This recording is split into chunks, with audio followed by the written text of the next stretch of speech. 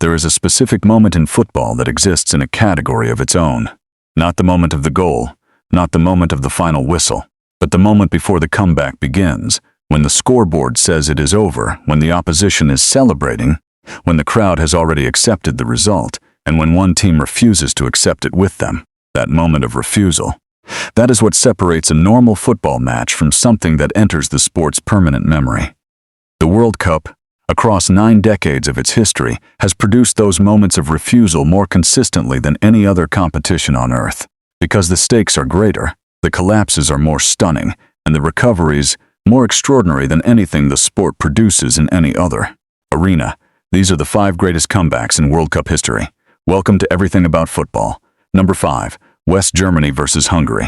The 1954 World Cup final in Bern, Switzerland. The context matters here because without the context, the comeback does not fully make sense. Hungary in 1954 were not just the best team in the world. They were, by the assessment of most football historians, the greatest team the sport had seen to that point. They were known as the Mighty Magyars. They were unbeaten in 32 consecutive matches. They had beaten England 6-3 at Wembley, the first time England had ever lost a competitive home match, and then 7-1 in Budapest. They were the Olympic champions. They had scored 220 goals in the previous 4 years and conceded only 89. And in the group stage of the 1954 World Cup, they had beaten West Germany 8-3. So when the final began and Ferenc Puskás scored in the 6th minute, and Zoltán Csibér scored 2 minutes later, and Hungary led 2-0 inside 8 minutes of the final against the same team they had dismantled 5 weeks earlier, nobody in the stadium or watching on the 22 European television sets that broadcast the match expected what happened next. Max Morlock pulled one back for West Germany in the 10th minute. Helmut Rahn leveled the scores at 2-2 in the 18th minute. And then, with the match in the balance and Hungary having hit the post twice and had a goal controversially ruled offside, Rahn struck the winner in the 84th minute, driving the ball into the corner of the net with the conviction of a man who did not read the expected result. West Germany 3, Hungary 2, the miracle of Bern, West Germany's first ever World Cup title, and the greatest upset in a final the sport had seen. Number 4, Portugal versus North Korea. The 1966 World Cup quarterfinal in Goodison Park, Liverpool. The story of North Korea at the 1966 World Cup is one of football's most extraordinary tales. They had arrived in England as unknowns, a secretive nation, a squad of complete strangers to European audiences. They had beaten Italy 1-0 in the group stage, eliminating the defending champions in one of the great upsets of the tournament's history. They had reached the quarterfinals, and then in Goodison Park against Portugal, the tournament's dominant team, the team of Eusebio, North Korea scored in the 1st minute, then the 22nd minute, then the 25th minute, 3-0. In less than 25 minutes of a quarterfinal, the stadium was stunned. Eusebio wept on the pitch. Portugal were being eliminated before halftime by a nation that most of the watching world could not have located on a map. And then Eusebio happened. Eusebio scored 4 goals as Portugal rebounded to register a 5-3 victory. The first goal came before halftime, making it 3-1, the second in the 59th minute, the third from the penalty spot, the fourth from the penalty spot again. Then José Augusto completed the scoring, 5-3. Portugal had come from 3 goals down in a World Cup quarterfinal and won. Eusebio left the pitch in tears, but this time tears of a completely different kind. His 4-goal performance remains one of the great individual rescue acts in the tournament's history. Number 3, Italy versus West Germany. The 1970 World Cup semifinal at the Estadio Azteca in Mexico City, the semifinal of the 1970 FIFA World Cup between Italy and West Germany, has been called the game of the century. It was played on the 17th of June 1970 at the Estadio Azteca in Mexico City. Italy won 4-3 after 5 of the 7 goals were scored in extra time, the record for most goals scored during extra time in a FIFA World Cup game. To understand why this match qualifies as a comeback, you need to understand what West Germany were overcoming. Italy led from the 8th minute through Roberto Bonensegna's strike. They led 1-0 for 82 minutes, including a period in which Franz Beckenbauer dislocated his shoulder, but stayed on the field carrying his dislocated arm in a sling because West Germany had already used both permitted substitutions. He played the remaining period of the match in extraordinary pain with his arm bound against his body, refusing to leave the field. Then, in the 90th minute, sweeper Karl-Heinz Schnellinger scored his only international goal to send the match to extra time. What followed was 5 goals in 30 minutes of extra time, scored at a pace and drama that the sport had never seen at this level. Miller scored in the 95th minute to give West Germany the lead. Bergnich equalized for Italy in the 99th. Riva gave Italy the lead in the 104th minute. Müller equalized again in the 110th minute. And then Rivera scored in the 111th minute, 1 minute after West Germany had leveled, to give Italy the decisive lead. Italy 4, West Germany 3.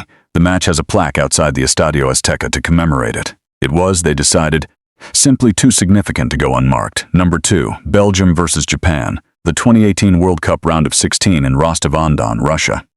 Belgium recorded one of the great World Cup comebacks by recovering from 2 goals down to beat Japan 3-2 with the final kick of their last 16 tie at Russia 2018. Japan had been extraordinary after a goalless first half.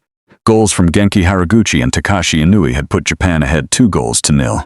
Inui's goal, a ferocious long-range strike into the bottom right corner, was the kind of goal that kills teams. Belgium, with Eden Hazard, Kevin De Bruyne and Romelu Lukaku in the starting lineup, had been made to look ordinary for an hour by a Japanese side playing with discipline, organization, and absolute conviction. Then, Roberto Martinez made the substitutions that changed everything. Jan Vertonghen headed in from a seemingly impossible angle in the 69th minute. Then Fellaini drew Belgium level by powerfully heading in from Eden Hazard's cross in the 74th minute. Japan, tired, defending deep, the entire match having shifted, went to take a corner kick in the dying seconds of stoppage time. A corner from Japan was intercepted by Courtois, who rolled out the ball to Kevin De Bruyne. De Bruyne drove forward, Thomas Meunier received on the right, Lukaku dummied the cross. Nacer Chadli made no mistake in stroking the ball under the goalkeeper. Nacer Chadli's 94th minute strike completed the comeback.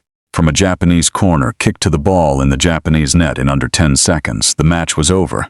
Belgium had done what nobody, including perhaps Belgium themselves, believed possible when Inui's second goal went in on 52 minutes.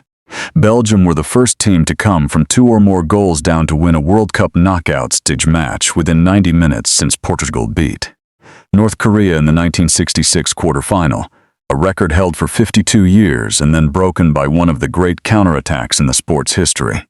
Number 1, Argentina versus France, the 2022 World Cup final in Lusail Stadium, Qatar. Everything that has come before in this countdown is extraordinary. The miracle of Bern. Eusebio's 4 goals, the game of the century.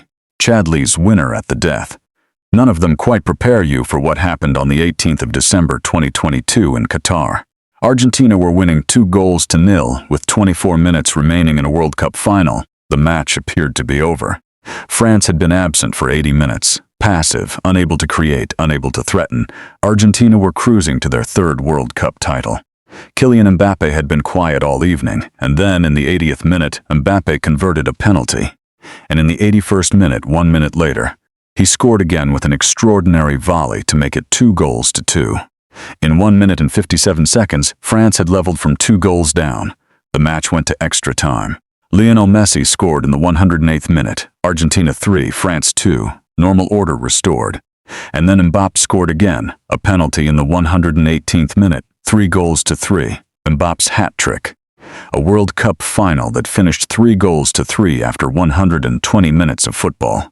The subsequent penalty shootout went to Argentina 4-2. Argentina were world champions. But what the final contained, 2 leads overturned, 3 goals from one player in a final he had previously been invisible in. A match that swung from finished to alive to finished again multiple times in the space of 40 minutes has no parallel in the tournament's history. It was not simply a great comeback, it was 2 great comebacks in the same match, the greatest finals of the sport has ever produced, and one of the great individual performances from Mbappe despite being on the losing side that any tournament has generated. So, 5 comebacks, 1 sport, 1 tournament. The miracle of Bern, where a team came from 2 goals down in a final to beat the greatest side on the planet. Eusebio's rescue act, where 4 goals from one man overcame a 3-goal deficit in a quarterfinal. The game of the century, where 5 goals in extra time settled a match between 2 of the world's greatest teams. Belgium's counterattack from a Japanese corner that ended in a Belgian goal in under 10 seconds. And the 2022 final, where Mbappe scored 3 times and it still was not enough. These are not just football results. They are proof that in this sport, on this stage, nothing is decided until the final whistle blows. If you enjoyed this video, subscribe to Everything About Football for more analysis, history, and debate the beautiful game in all its depth.